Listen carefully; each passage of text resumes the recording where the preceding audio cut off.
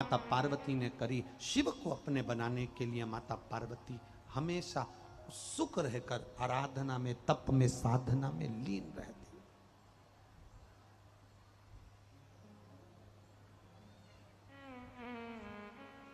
दुनिया के लोग आपको धकेल कर पीछे कर देंगे, पर आप आगे बढ़ने का प्रयास करना। होता है। एक आधार कार्ड बनाने का ऑफिस था। आप लोगों ने बनवाया आधार कार्ड? अरे बोलो तो जम के, बनवाया?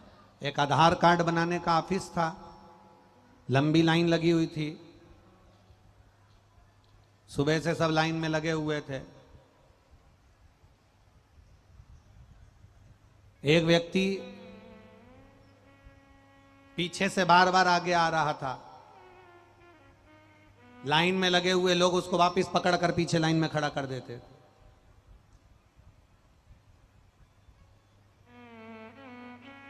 आधार कार्ड का ऑफिस, लंबी लाइन। एक व्यक्ति फिर पीछे से आगे आया, उसको फिर पकड़ के पीछे कर दिया। वो व्यक्ति 5 बार 6 बार आगे आया, लाइन में लगे लोगों ने उसको पकड़कर पीछे कर दिया। अब की बार फिर वो आगे आया, उसको फिर पकड़कर पीछे कर दिया। उसको आ गया गुस्सा, और गुस्से में उसने कह दिया, सालो खड़े रहो, ऑफिस ही नहीं खोलूंगा, ऑफिस ही नहीं खोलूंगा। अब लाइन वालों को लग रहा था कि इसको आधार कार्ड बनवाना है, उनको क्या मालूम था कि ये ऑफिस ही ये खोलेगा। अब वो बार बार आगे जाए, ये बार बार पकड़ कर पीछे कर दे, फिर वो आगे जाए, फिर पकड़ के पीछे कर दे, फिर वो आगे जाए, फिर पकड़ कर पीछे कर दे। वो इंतजार कर रहा है कि मैं आगे जाऊं, ऑफिस खोलूं, तब तुम्हारा आधार कार्ड बने। शिव महापुराण की कथा कहती है, भगवान भी ऐसे ही कहता है, तू सब दुनिया के लोग तुझे पकड़ कर पीछे करेंगे, दुनिया के लोग तुझे खींच कर पीछे करेंगे, पकड़ कर पीछे करेंगे, पर तू मंदिर में जाकर दरवाजा खोल कर 1 लोटा अगर तूने जल चढ़ा लिया, तो फिर तू मेरा हो गया और मैं तेरा हो गया। दुनिया खींचती रहे, तू मेरा मैं तेरा हो जाऊंगा। दुनिया खींचेगी, पकड़ कर पीछे कर देगी, फिर पकड़ेगी, फिर पीछे करेगी। कोई ताना देगा, कोई गाली देगा, कोई अपशब्द कहेगा, कोई कुछ। पार्वती जी के जीवन में भी यही हुआ। माता पार्वती जी के जीवन में हुआ क्या? कितना कितना ताना माता पार्वती जी को दिया गया है। कितने कितने अपशब्द माता पार्वती जी को कहे गए। पार्वती जी से यहां तक कह दिया गया था, आपको अगर विवाह करना है तो भगवान विष्णु के साथ कर लो। 33 कोटि देवी देवता हैं, किसी के साथ विवाह कर लो, पर शंकर भगवान के साथ विवाह मत करना। ओघड़ी है, भस्मीधारी है, जटा बांधने वाला, मृगछाला पहनने वाला, चर्म रपटने वाला, तन पर कोई वस्त्र नहीं, कोई आभूषण नहीं, सांप बिच्छू को लपेटने वाला। निवेदन है, आप इससे विवाह मत करो। पार्वती जी को बहुत बहुत बहुत शब्द कहे गए। पार्वती जी बहुत शब्द कहे।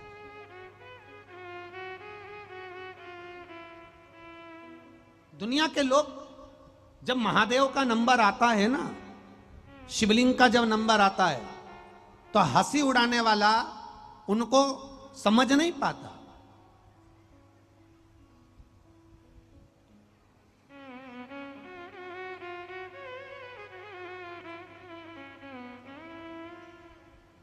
ऐसा कोई मनुष्य नहीं जन्मा संसार सागर में।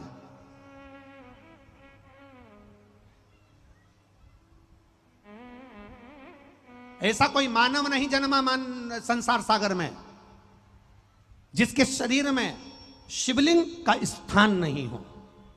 ऐसा कोई मानव नहीं जन्मा संसार सागर में।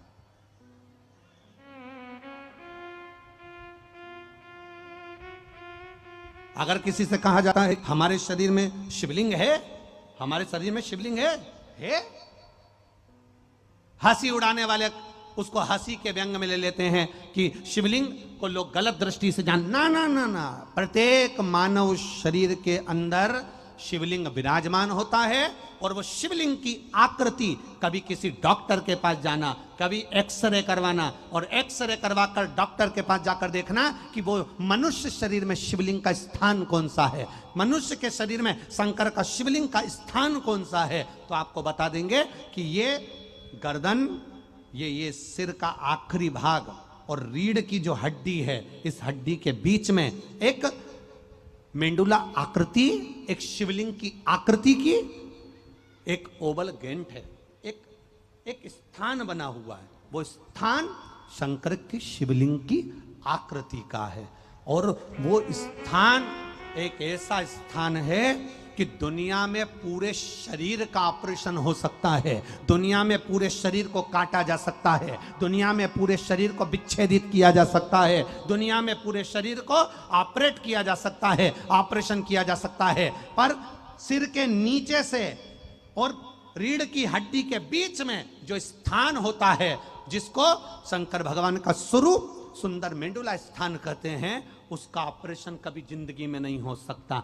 उसी तरह जैसे शंकर भगवान की जलाधारी को कभी लांगा नहीं जा सकता, उसी तरह इसका ऑपरेशन कभी नहीं हो सकता। अच्छा डॉक्टर भी नहीं कर सकता, क्योंकि इसको ऑपरेट कर ही नहीं सकते।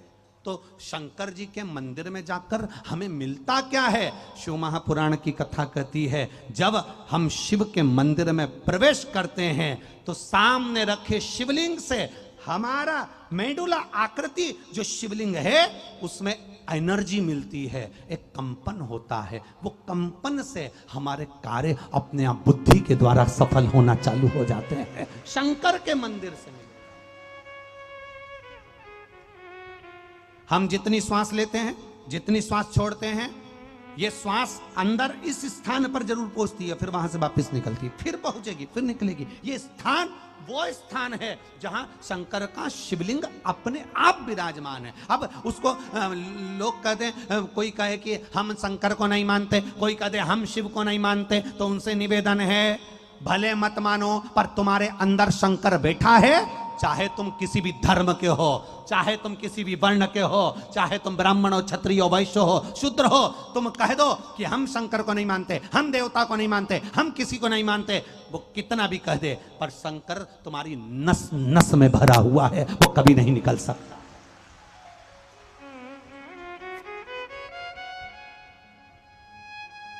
वो कभी नहीं निकल सकता, वो तुम्हारे भीतर भरा है।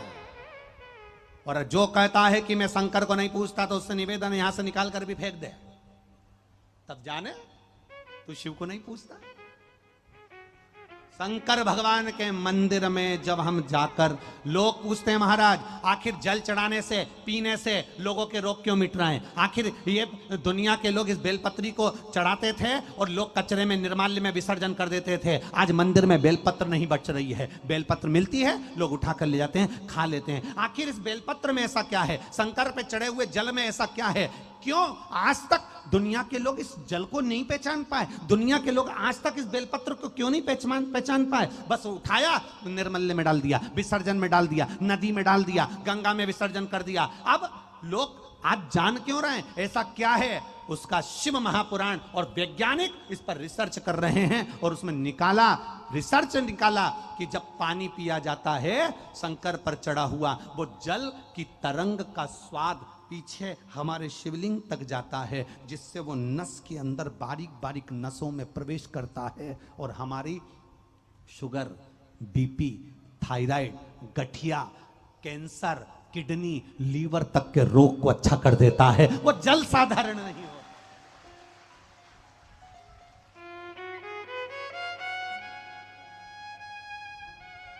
उस जल को पीना कोई सहजता है? जो शंकर भगवान के विरोधी हैं, जिन्होंने धर्म और शास्त्र को अच्छे से नहीं ज्ञान करा, केवल ऊपर ऊपर पढ़ाई करी, वो तुरंत कह देते हैं शंकर जी पे चढ़ा हुआ जल नहीं पीना चाहिए, नारी को शंकर जी के शिवलिंग का स्पर्श नहीं करना चाहिए, वो तुरंत कह देते शंकर जी पे चढ़ी हुई बेलपत्र नहीं खाना चाहिए, वो कह देते शंकर जी पे चढ़ा हुआ प्रसाद नहीं पाना चाहिए, वो कह देते हैं ये ना करिए वो ना करिए। जो तुमसे कहें कि शंकर जी के चढ़ा हुआ जल मत पियो, शंकर जी पे चढ़ी हुई बेलपत्र मत खाओ, ऐसे ज्ञान देने वाले एक दिन तुम्हारे सामने आकर कह देंगे तुम तो तुम्हारे बाप को भी बाप मत कहो। ये आकर तुमसे कहेंगे तो क्या तुम उनका कहना मान लोगे? क्या तुम उनके कहने में चल जाओगे? अपना विश्वास दृढ़ करिए, अपने भरोसे को पक्का करिए। जिस दिन आपका विश्वास, आपका भरोसा पक्का हो जाएगा कि मैं शंकर जी पे चढ़ा हुआ जल पी रही हूं और ये मेरा विश्वास कहता है कि मेरा रोग समाप्त होगा, तो ये पक्का है और रोग समाप्त होकर ही मानेगा।